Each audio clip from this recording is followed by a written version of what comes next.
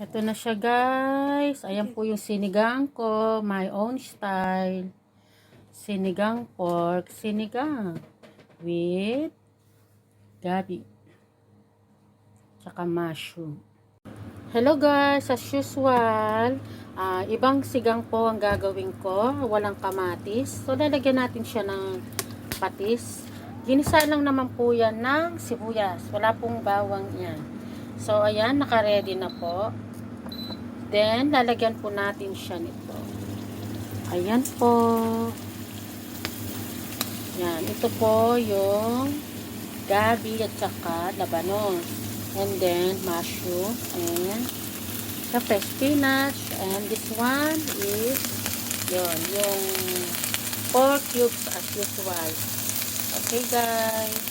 And then, ilagyan ko na siya ng water. So, after that, pakukuluin lang natin siya.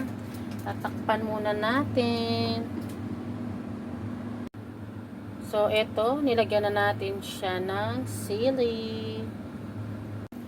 So, ito na siya, guys. Lalagyan natin siya ng mushroom.